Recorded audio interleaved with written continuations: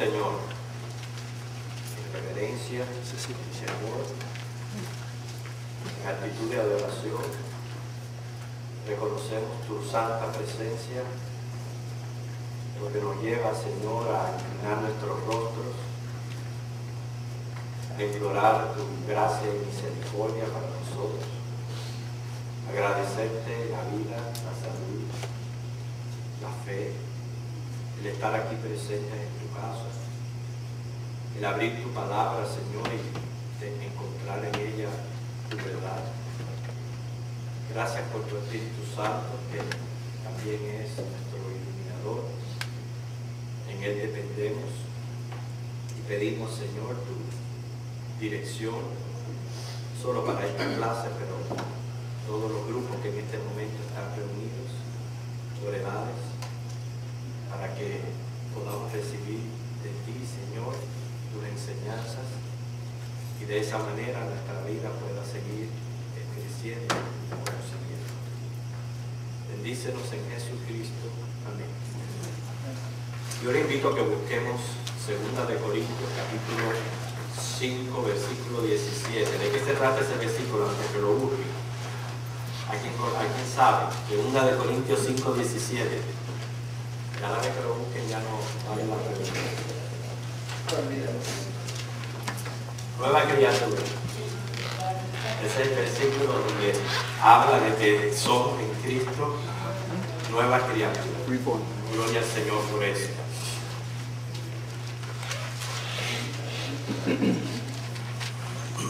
Segunda de Corintios 5, versículo 17.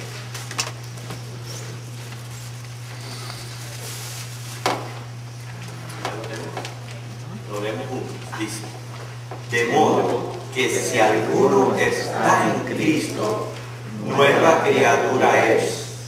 Las cosas viejas pasaron, he aquí todas son hechas nuevas. Damos gloria al Señor por eso. El siguiente versículo dice que todo esto proviene de Dios, que fue quien nos reconcilió consigo mismo por Cristo. O sea que esa es la diferencia. La diferencia en la vida de un ser humano la hace nuestro Señor Jesucristo. No es otro, no son nuestros propios esfuerzos, sino solamente Cristo. La condición aquí es estar en Cristo, tener a Cristo en el corazón como Señor y Salvador. Eso es lo que nos hace nueva criatura. Muy importante porque en el capítulo de Apocalipsis que estamos estudiando, que es el 22, el versículo 14 menciona la bienaventuranza de aquellos que son salvos, los que tienen derecho al árbol de la vida y también a entrar en la ciudad. Y sabemos que aquellos que han sido hechos nuevas criaturas son los que tienen esta bendición, esta bienaventuranza. Dijimos que hoy íbamos a estudiar el versículo 15 y que vamos a nuestro texto, que es Apocalipsis 22, y ver el versículo 15.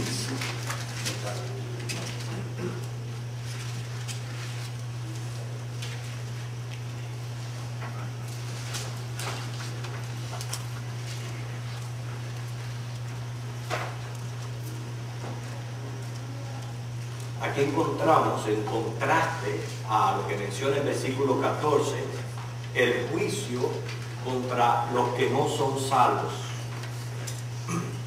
La misma descripción que vamos a encontrar aquí se repite 2 veces más en el libro de Apocalipsis.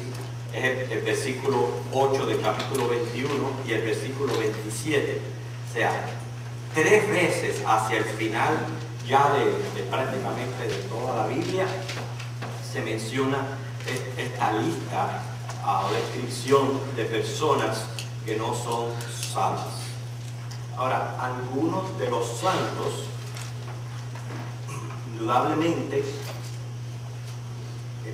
caímos en prácticas similares a las que vamos a mencionar aquí, pero es ahí lo importante de creerle a Dios sus promesas, porque eso es lo que nos va a dar paz, va a limpiar nuestras conciencias, va prácticamente a levantar el rostro caído y nos va a ayudar a entender lo que somos en Cristo y a valorizar el sacrificio de Cristo. Primera de Corintios 6, versículos 9 al 11, encontramos esta verdad muy significativa, porque a los seres humanos a veces nos gusta, somos un poquito tirantes, nos cuesta mucho trabajo perdonar, o siempre le tenemos en cuenta las cosas a las personas, algo que no hace Dios. Fíjense que Dios es el juez, ¿no es cierto? Él es el que nos va a juzgar. Sin embargo, es promesa del Señor que cuando ya Él nos perdona, Él dice, Él olvida nuestro pecado. Él no nos tiene ya más en cuenta el pecado que hemos cometido contra Él. Y somos lavados por Cristo. Es una promesa tremenda del Señor. Sin embargo, los seres humanos, a veces cristianos mismos, le sacan el pasado a otros. No porque tú fuiste esto, no porque tú hiciste aquello, no porque... Señor, estamos viendo en la palabra cómo una vez nosotros estamos en Cristo, ya somos nuevas criaturas. Y si así lo dice Dios, debemos comportarnos nosotros de esa manera. Que la gente del mundo haga esto, natural, pero nosotros los cristianos no. No estemos nunca ni trayéndole un pasado a una persona, ni juzgando su presente por lo que hizo en el pasado. Acuérdense, ya eso pertenece al olvido. Primera de Corintios 6, del 9 al 11.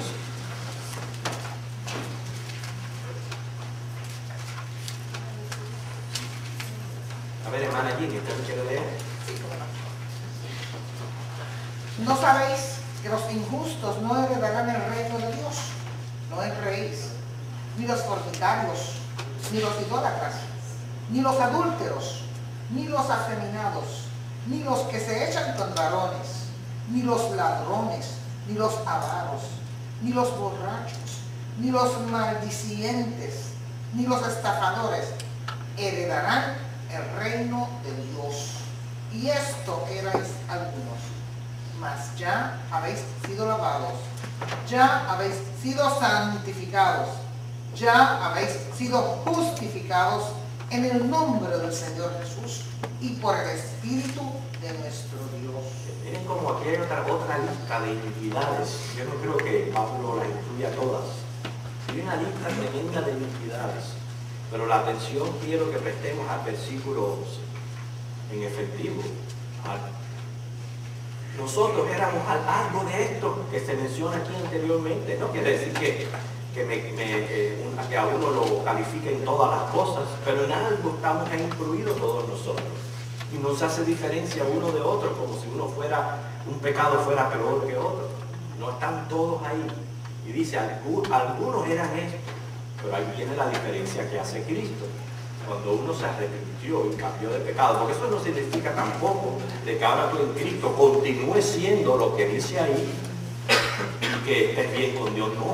No, esto es erais en el pasado, erais algunos, pero ahora que estamos en Cristo, hemos sido lavados por la sangre de Cristo, santificados por el poder de su Espíritu Santo, ya hemos sido declarados justos o justificados en el nombre de Jesús y por el Espíritu de nuestro Dios.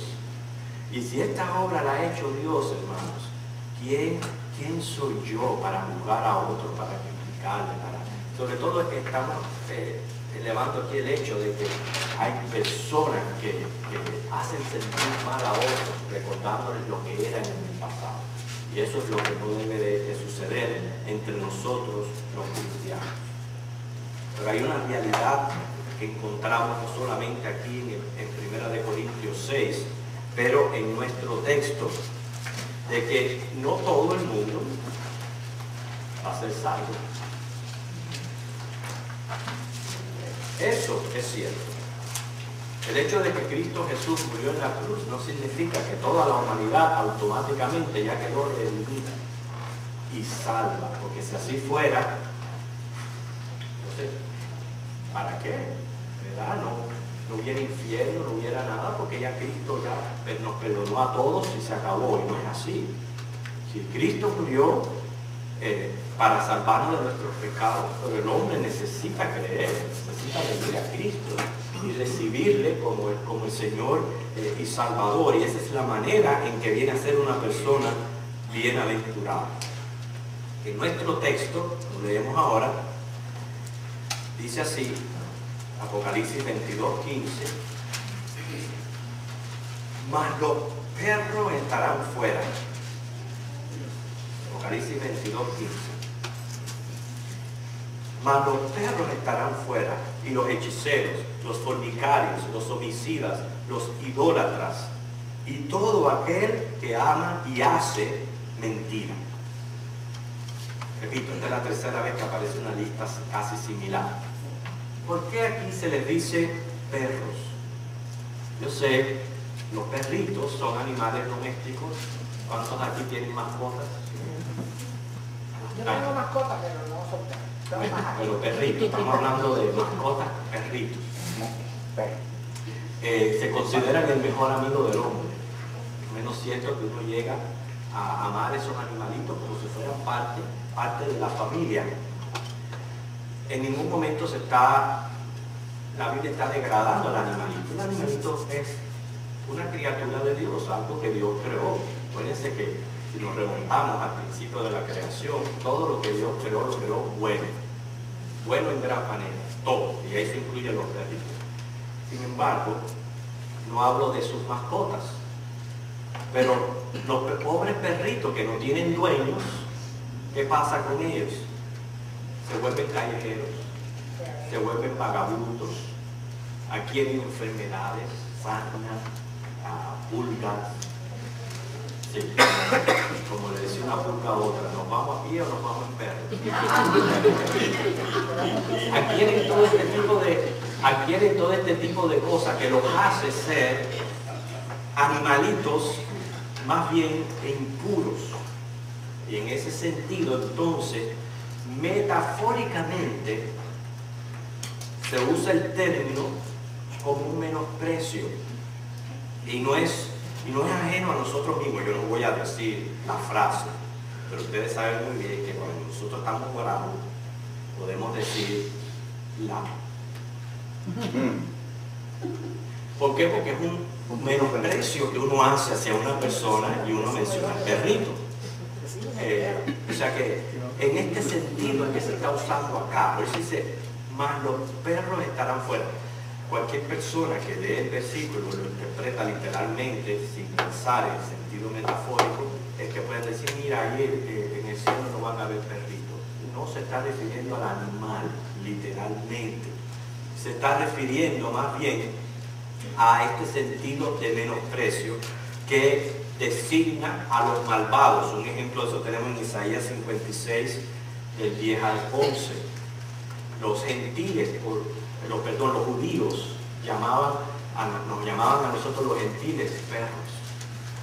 Eran considerados prácticamente fuera. Los perros los ponían fuera de las murallas de la ciudad. Y ahí ustedes se imaginan cómo se criaban prácticamente sin comida y todo abandonados. Entonces, los gentiles eran considerados perros. Inclusive, según Filipenses capítulo 3, versículo 2, una vez Pablo insultó a sus opositores judaizantes y los llamó perros. Y también en 2 de Pedro 2:22 se refiere a los apóstatas.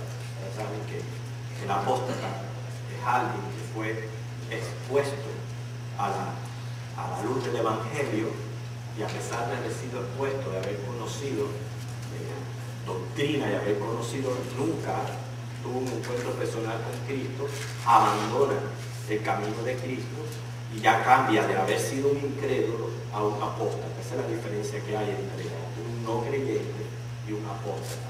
Es que el apóstata fue expuesto a la verdad y a pesar de haber sido expuesto a la verdad, la abandona. Y es ahí cuando, según 2 de Pedro 2:22, son llamados perros.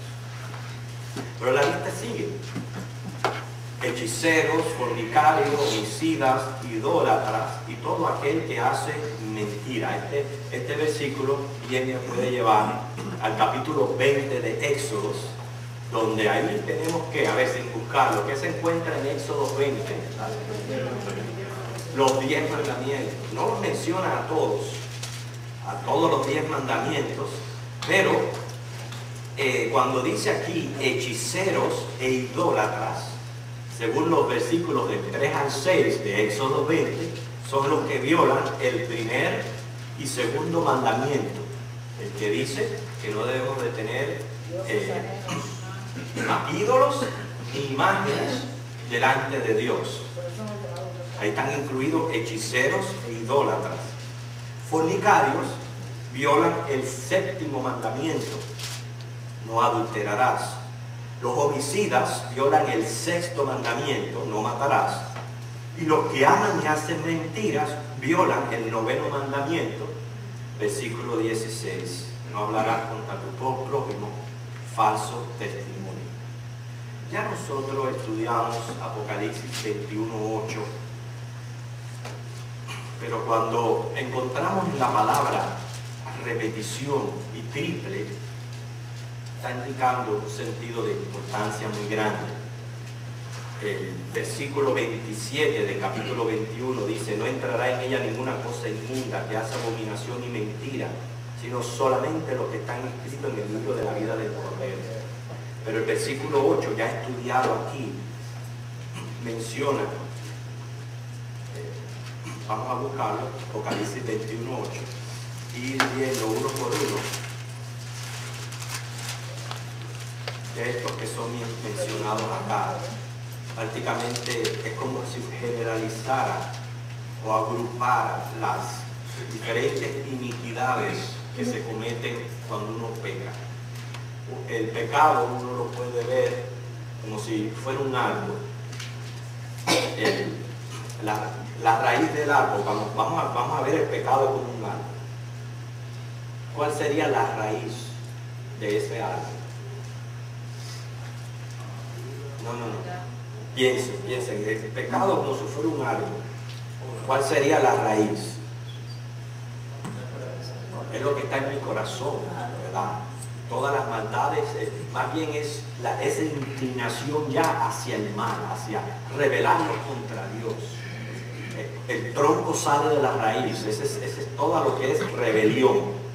Y rebelión es imponer mi voluntad por encima de la de Dios. Pero de buenas a primeras, el árbol comienza a ramificarse. Cada una de las ramas puede ir representando un aspecto de pecado, como la lista que vamos a encontrar acá. No necesariamente significa que yo los tenga todos. Sí, yo tengo una raíz, un tronco de pecado en mí. A lo mejor uno se va por la idolatría, otro se va por la mentira, otro se va por... Pero el caso es que ese pecado se va ramificando, ¿verdad? Y a medida que uno lo va alimentando, eso va creciendo y cada vez haciéndose más abundante. Y veo aquí ese versículo como si fuera algo así. Y lo primero que se menciona en Apocalipsis 21:8 dice: los cobardes. Yo no creo que se refiera a tener miedo, temor, no. Más bien se refiere a tener vergüenza de confesar públicamente a Cristo. O sea, nosotros teniendo en cuenta, cuando se escribió esta carta, que bajo el emperador Domiciano la iglesia estaba pasando una cruel persecución, los emperadores romanos exigían un juramento de lealtad. Imagínense, debían confesar: César es el Señor. ¿Se atrevería usted como cristiano a confesar semejante frase? Decir César es el Señor. No, eso es una abominación. ¿Cómo vamos nosotros a confesar semejante cosa cuando Cristo es el único Señor? ¿No es cierto? Bueno, en aquel tiempo la iglesia se enfrentó a este reto y muchos no resistieron la persecución y terminaron cayendo. Y a eso es a lo que la Biblia se refiere como cobardes. O sea, los cobardes desertaban de la fe en calidad de apóstatas o negaban porque simplemente no eran de Cristo. Lo segundo que menciona el versículo 8 son incrédulos. Estos son los que no creen. Y los que no creen, sin excusa, no tienen excusa para no creer.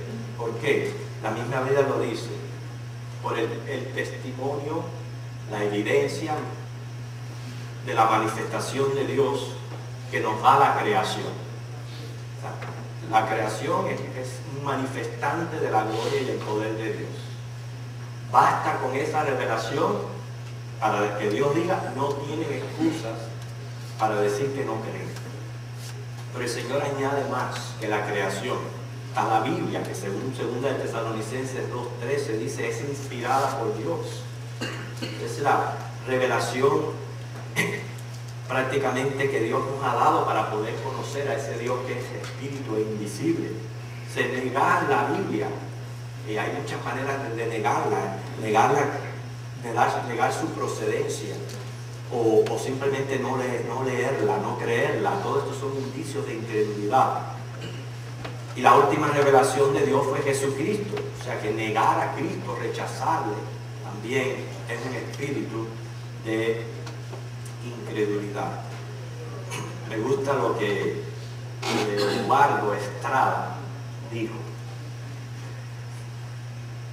No se lo voy a decir literalmente como él lo dijo, más o menos parafraseando. Él dice que es más fácil que de un edificio bien alto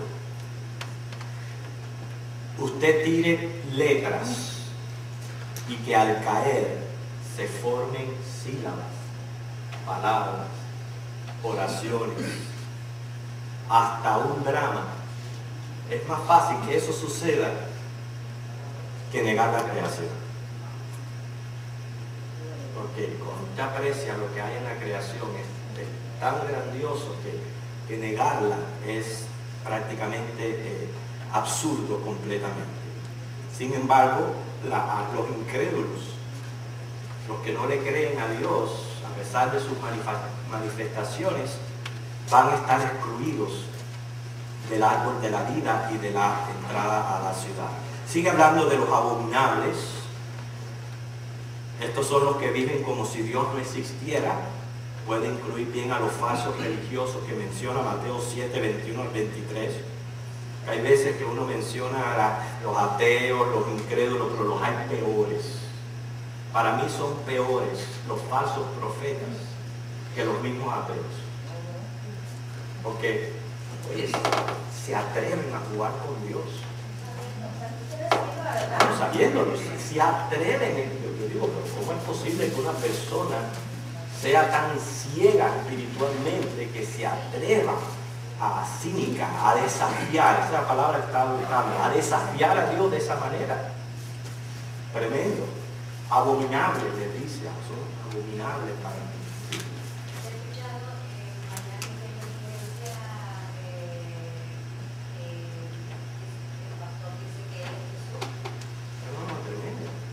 Hoy día para mí todos ellos son peores que los ateos, los incrédulos, los revolucionistas, son peores, porque ya ellos desafían completamente a Dios, y la Biblia les habla abominable, y aquí según Mateo 7, 21 al 23, definitivamente ellos no van a entrar al reino de los cielos.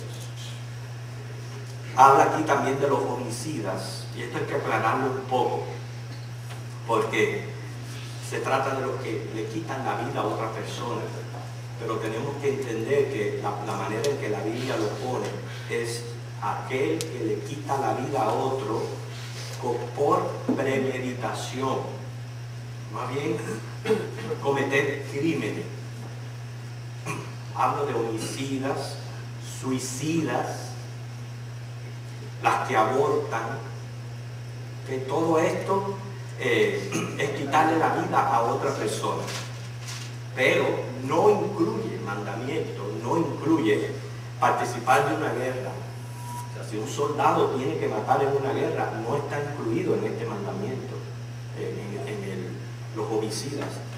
Una muerte accidental tampoco está incluida, o defensa propia.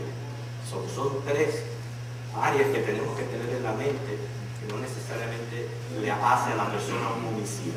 Cada vez que piensa en un homicida es aquel que le quita la vida a otro con premeditación. o sea, por un motivo malévolo, lo que lo hace un criminal. Sigue la lista. La lista añade ahora a los fornicarios. Se refiere a los promiscuos dados a cualquier clase de inmoralidad sexual. Hablo de homosexuales, bisexuales, transexuales, transgéneros. Hoy día están buscando ya una tercera, sí, un tercer sexo, los transgéneros, le dicen. Hermano, todo eso está incluido en lo que es la fornicación. Los pedófilos, que son los que tienen relación con niños. El voyerismo, que es usar connotaciones para el placer. El exhibicionismo, que hoy día está. El sadismo, que es el placer al infligir dolor. Masoquismo, que es el placer de dar y recibir golpes. La pornografía. Todo esto está incluido en los fornicarios. Lo increíble es, hermanos, que sabemos que hoy tenemos el internet. Solamente hay que apretar un botón. Usted se pone a ver videos y si usted no tiene cuidado, en menos de segundos ya usted puede tener una pornografía delante. En menos de segundos. Y a veces uno piensa, yo estaba pensando en esto y yo decía, Señor, la opción de cualquier persona puede decir, pues lo mejor es no tener internet. Pero quiero decirle que no, todo lo contrario. Lo mejor es que uno pueda tener internet, usarla para el bien, y a pesar de que está esa prueba tan grande, decir, no tengo por qué, no tengo por qué ir aquí. No tengo por qué ver esto, no tengo por qué ver aquello. Usarla para el bien, porque se adquieren tremendos beneficios del internet, hermano, hoy día, con el adelanto de la ciencia. Y al contrario, incrementa más la prueba de la fe, la prueba de la lealtad, de la fidelidad a Dios, de tus convicciones personales. No por lo que tenga que decir fulanito y ciclanito, sino porque Dios me está mirando, porque Dios sabe lo que hago. Y eso es lo que yo tengo que tener en mi mente. No es que yo voy a quitar todas las computadoras de la casa. No. Es a pesar de tenerla y que sea tan fácil ese acceso, que me sirva a mí al contrario, para yo tener una convicción propia y fuerte de lo que yo realmente quiero agradar a mi Dios. Sí, hermano. Pero una pregunta sobre los homicidios. Ok. Es verdad que hay una cuestión de guerra,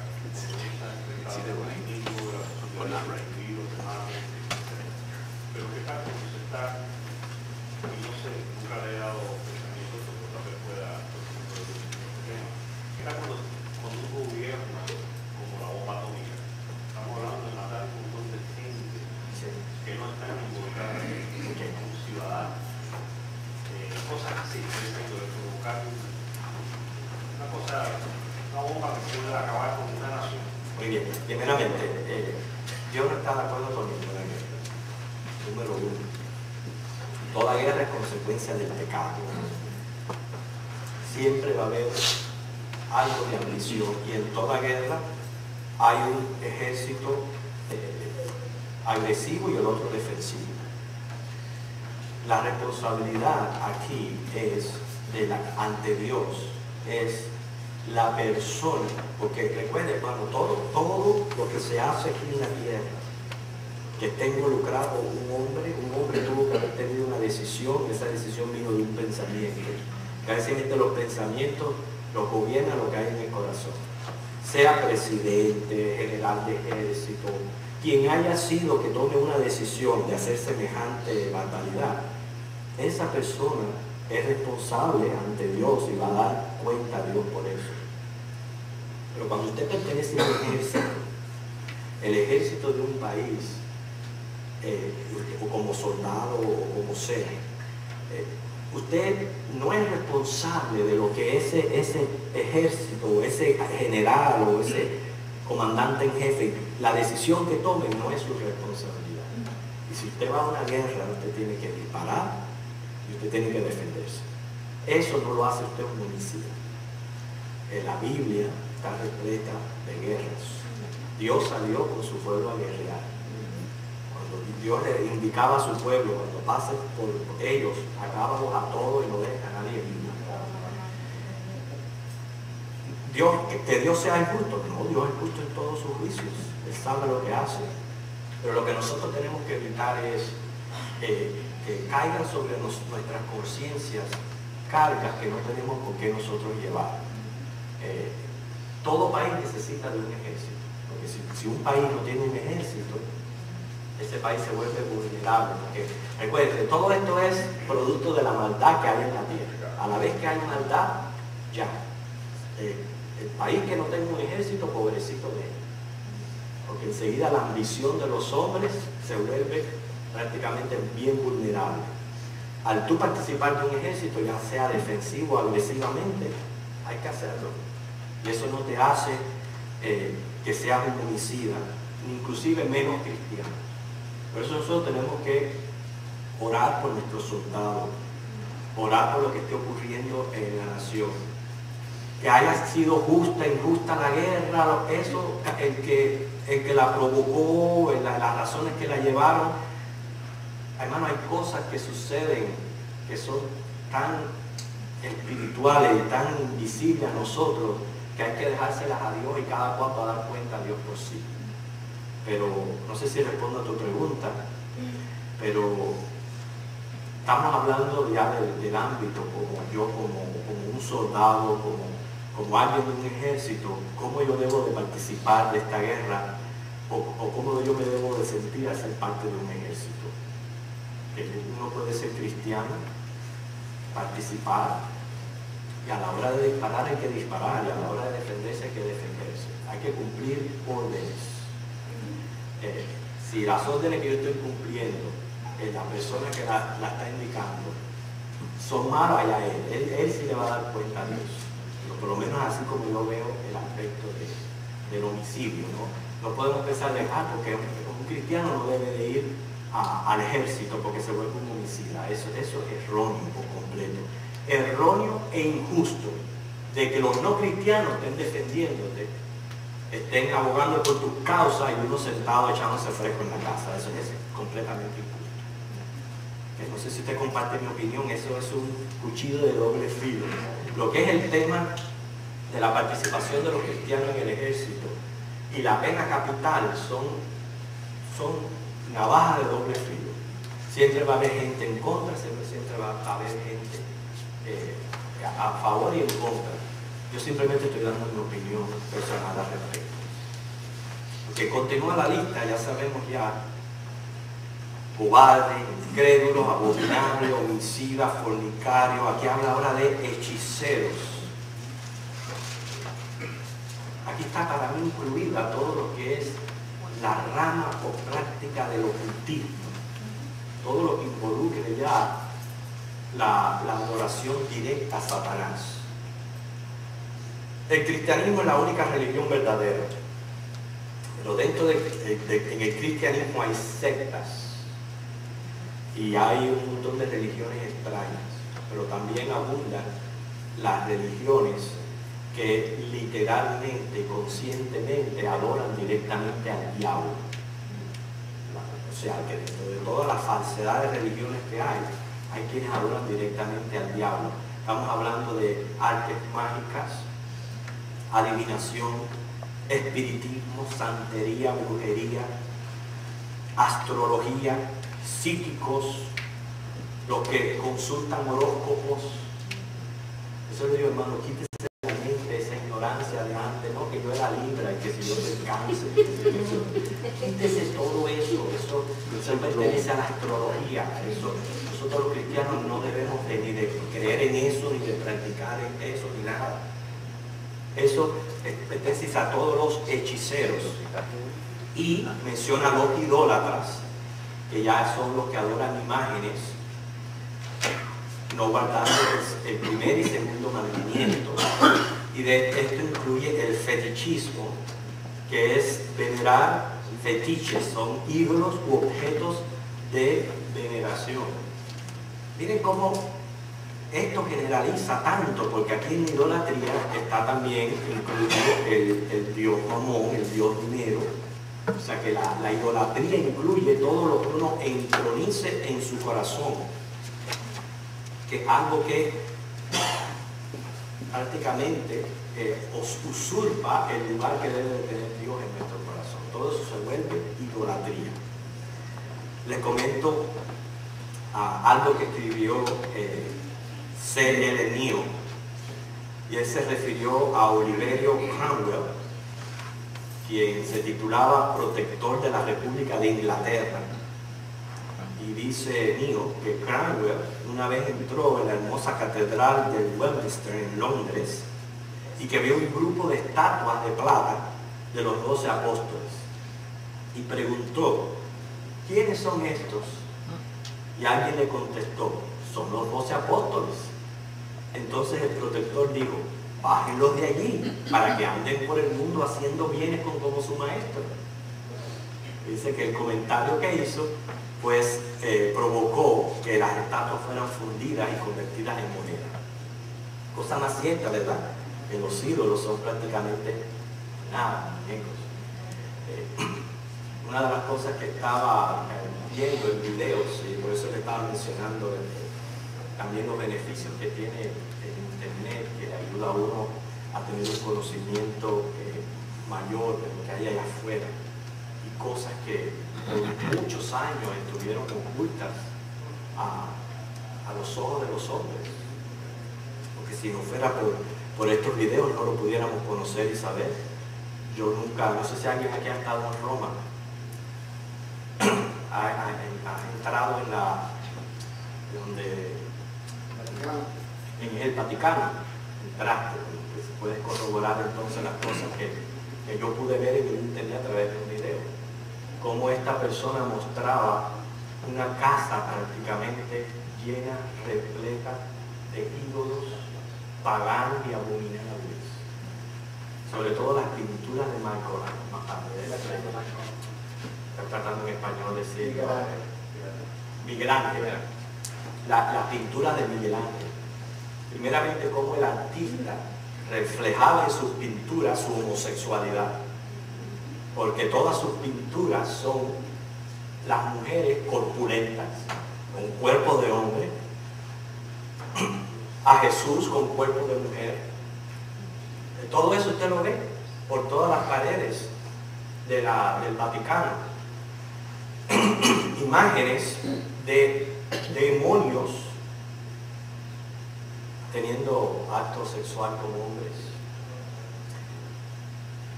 una figura de Dios con la parte de atrás descubierta, abominaciones, hermano, lo que usted se puede imaginar, lo que uno se puede imaginar. De eso está repleto el Vaticano, de eso, de cuadros homosexuales, idólatras, exaltando a los demonios y toda esta inmoralidad sexual. Ídolos por doquier. Antes de entrar al Vaticano, ahí hay como una serie de columnas, y en cada columna se puede tener un apóstol o un santo, y era uno tras otro hasta entrar. Cuando estuve ahí, estaba en el proceso de limpiarlos, porque las estatuas no se pueden bañar. Cuesta de millones de dólares, porque estaban para contaminación, opacidad, etc. Así que son ídolos que sí, son estatuas, son piedras, es mármol, lo que sea. Pero son sucios, tenían que limpiarlo para que esté bien pulido, para que brille, etc. Pero para de la oportunidad, pero estamos hablando de la parte de ídolos. Bueno, en una casa en el Vaticano, la Iglesia Católica se reconoce por su idolatría, que hayan ídolos, etc. Pero por lo menos era la primera vez que yo me exponía a realmente ver lo que había allá adentro, sin tener que ir a Roma, sin tener que entrar. A través del video pude darme cuenta que no solamente idolatría, son figuras abominables. Hermano. Casualmente estos días yo estaba mirando en internet y hay una serie de estudios bien importantes que están dando acerca justamente de lo que es la Iglesia Católica, organizaciones secretas, y muestran imagen de lo que es dentro de la Iglesia Católica, muestran documentos que fueron realizados en reuniones secretas, y muestran también dentro de lo que es el Vaticano imágenes y logotipos de masonería, de los Illuminati y de otras religiones secretas, inclusive del judaísmo. Los primeros sacerdotes que se decían ser jesuitas. Todo eso es una organización secreta bien poderosa que está dentro de lo que es la Iglesia Católica, y hoy por hoy todo eso se está moviendo en lo que es el ecumenismo. Y esos son estudios realmente que les invito a todos para que lo puedan ver, que están para bien conocer, interesantes. porque ahí donde yo les decía, hermano, que el internet, que es algo que es realmente muy peligroso, también puede ser muy beneficioso, porque amplía nuestro conocimiento a entender toda esta realidad que está ocurriendo en nuestro mundo. Y es cierto la relación que hay con los Illuminati y todas estas religiones ocultistas y secretas que existen en el mundo. Todo esto está incluido dentro de lo que es idolatría. Por último, dice mentirosos. Bueno, se refiere a todo el que dice mentira y falso testimonio, perjuran, engañan. O sea, están incluidos para mí sectas, falsos profetas, engañan a la gente con sus poderes procedentes del mismo diablo y con espíritu persuasivo. Todo lo que esté a nuestro alrededor que no venga de Cristo son mentirosos. O sea, que vemos aquí una lista amplia de aquellos que no van a ser bienaventurados.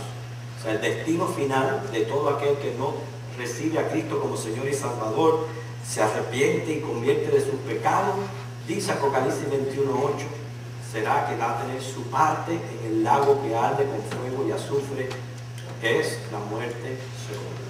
Por eso que al estudiar este versículo, digo, Señor, te tengo que dar gracias por lo que tú prometes ahí en Primera de Corintios.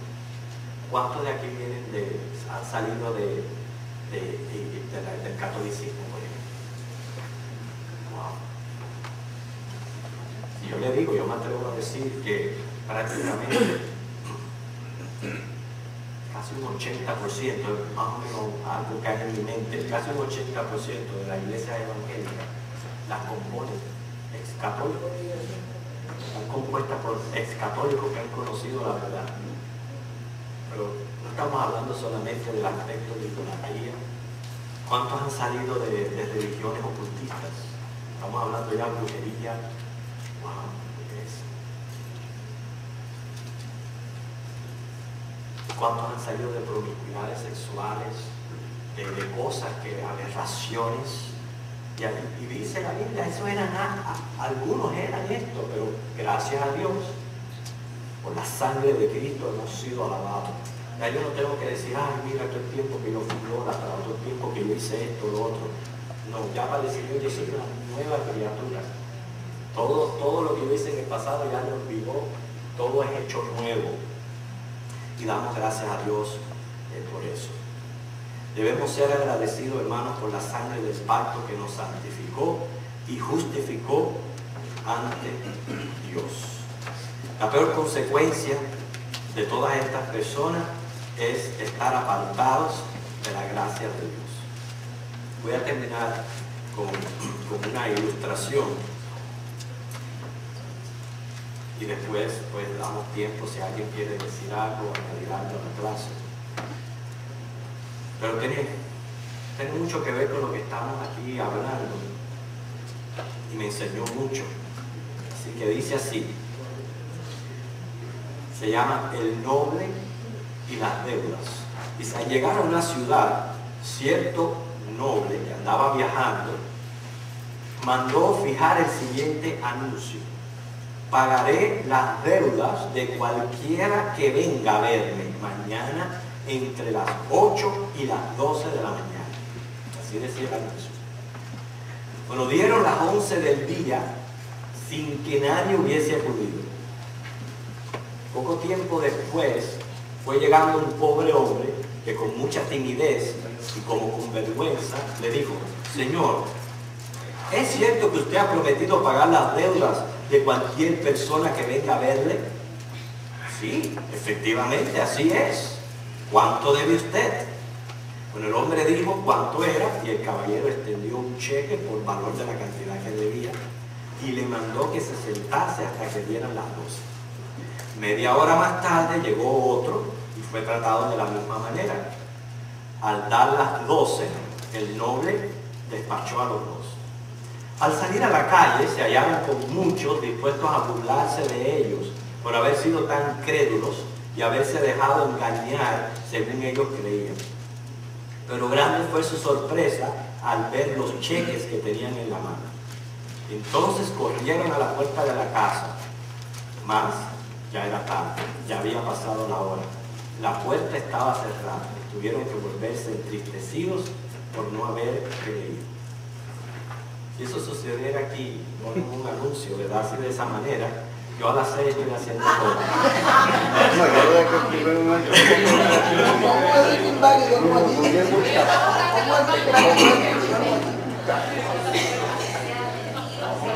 Sí, ¿verdad? Pero fíjense,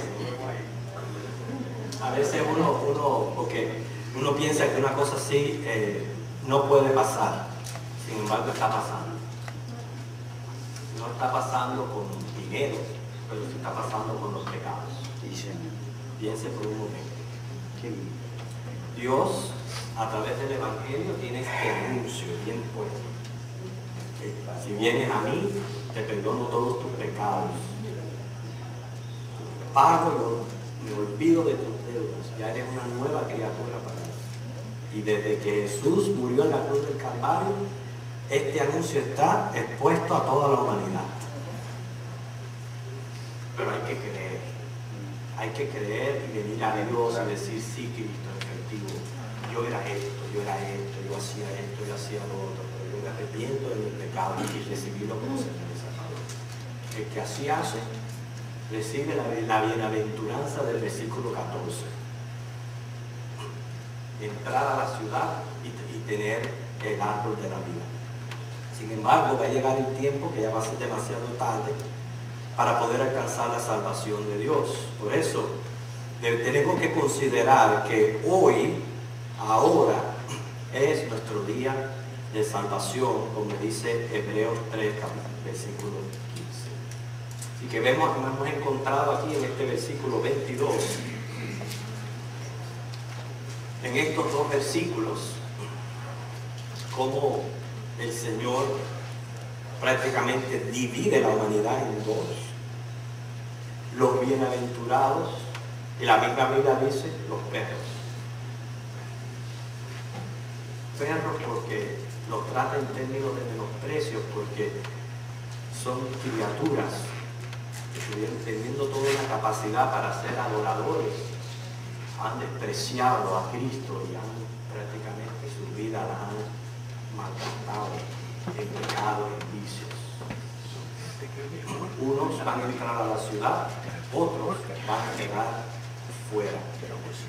Nosotros éramos de esos otros, pero hemos creído en Cristo y ahora podemos disfrutar de la vida eterna. ¿Algo que usted quiera comentar o añadir a la clase? ¿O alguna pregunta? Sí, hermano. Pensando en lo que el hermano Jesús estaba diciendo sobre el caso de una bomba atómica como ocurrió en Japón en el 45, uno tiene que tomar en cuenta de que a veces para salvar miles de vidas hay que acabar con otros miles.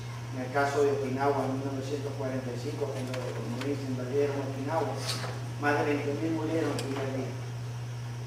Entonces ese fanaticismo que tenían los japoneses pudiera que si los Estados Unidos llegaran a invadir al mismo Japón, quizás muchos miles más iban a morir. Entonces el presidente Trump tomó esa decisión de lanzar esa bomba atómica. Y uno piensa que uno como cristiano, uno no debe participar en guerra, uno tiene que mirar a 1917, cuando Alvin York tuvo una conversión antes de entrar en la Primera Guerra Mundial. Y él, para no ver sus propios compañeros del ejército caer bajo los alemanes, él como francotirador empezó a eliminar uno tras otro. Cuando fue cuestionado, dijeron, pero ¿por qué hiciste esto? Tú eres pacifista. Es cierto, él respondió. Lo que pasa es que yo no quería ver a mis compañeros morir. Entonces tomé esa decisión de eliminar al enemigo por salvar a mis compañeros de ejército. Bueno, pero debe la decisión. Sí, como dice lo que es el tema de la guerra tiene mucho que ver con política. Nosotros los cristianos tenemos que mantenernos al margen de la política, sobre todo cuando se usa el púlpito. Fielmente creyente de que la política tiene que ver con tu derecho y tu deber como ciudadano. Personalmente es como ciudadano. Como cristiano, en el aspecto cristiano, que es el que nos importa a nosotros y tenemos que tratar, sí es importante que podamos definir si un cristiano puede participar en un ejército, sí o no, y hasta qué punto puede sentirse culpable de si tiene que apretarle la tibia. Esa es la parte que sí nos importa a nosotros, verla de un aspecto bíblico y definir lo que la Biblia declara como un homicidio. Hermano en Romanos capítulo 13 dice la palabra del Señor: sométase toda persona a las autoridades superiores, porque no hay autoridad sino de parte de Dios, y las que hay por Dios han sido establecidas. De modo que quien se opone a la autoridad, a lo establecido por Dios, resiste, y lo que resiste acarrea en condenación para sí mismo. Porque los magistrados no están para infundir temor al que hace el bien sino al malo. ¿Quieres pues no temer la autoridad? Haz lo bueno y tendrás alabanza de ella, porque es servidor de Dios para tu bien. Pero si hace lo malo, teme, porque no en vano lleva la espada, pues es servidor de Dios, vengador para castigar a lo que hace lo malo, por lo cual es necesario estarle sujeto, no solamente por razón del castigo, sino también por causa de la conciencia, pues por esto pagáis también los tributos, porque son servidores de Dios, no atienden continuamente a esto mismo. Y ahí nos está mostrando la relación que debemos tener como ciudadanos, ¿verdad? Y cómo tenemos que apreciar lo que es las autoridades. En el aspecto de las guerras, muchas guerras aparentan injustas, sin embargo están dentro de los planes de juicio y castigo que Dios ejerce sobre la humanidad y sobre las naciones. Ese es otro aspecto a tener en cuenta. Pero eso no fue todo lo que aprendimos de la clase. ¿Qué otro aspecto aprendimos? Hermana Gina. Sí, pastor, yo quisiera traer a colación lo que usted habló sobre el internet. Que lo podemos usar para mí, lo podemos usar para más. Los que son boyeristas que también lo hacen a través del internet.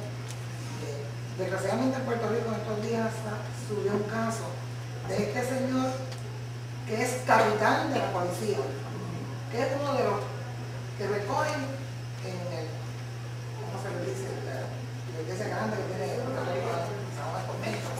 Uno de los que recogen, uno de los que ahora lee la Biblia, sermón, y lo acaban de meter en la cárcel federal. En su computer lo que tenía era pornografía infantil, incluyendo su niña de 4 años. Eso acaba de suceder también con un pastor de Miami. En fin, hermano, es lo que yo les estaba diciendo, es una buena lección que nos llevamos del internet. No significa que usted elimine su computadora. No, al contrario, le doy gracias a Dios que esté ahí y que me sirva a mí para tener un control de mi persona de acuerdo a mis convicciones. ¿Qué es lo que yo debo hacer y qué es lo que yo no debo de hacer? Hasta dónde yo puedo ir. Y eso es cada cual con el Señor. Porque ya sabemos que, pues, éramos esto. Ya por la gracia de Dios hemos sido lavados, santificados, justificados. Hay residuo en uno y ese residuo es que uno tiene que mantener muerto. Entonces, hermano, no lo alimente, y menos con el internet. Uno puede alimentar el internet. Ya para terminar, recuerde, esencia prácticamente de toda la lección es: Cristo ya viene pronto, hay un destino para los bienaventurados y otro para los que son considerados perros. Y tenemos que darle gracias al Señor por lo que Él ha hecho en nuestra vida y nos sacó de toda esa ignorancia y de estar pecando contra Dios. Nos ponemos en pie y nos despedimos.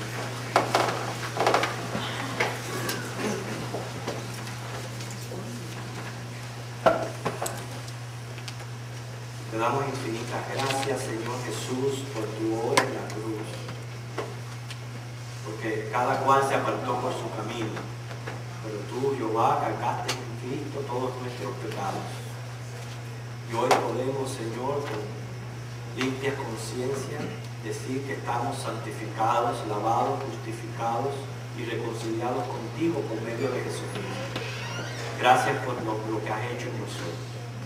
Y ahora prepáranos para el culto de adoración. En Jesucristo damos. Amén.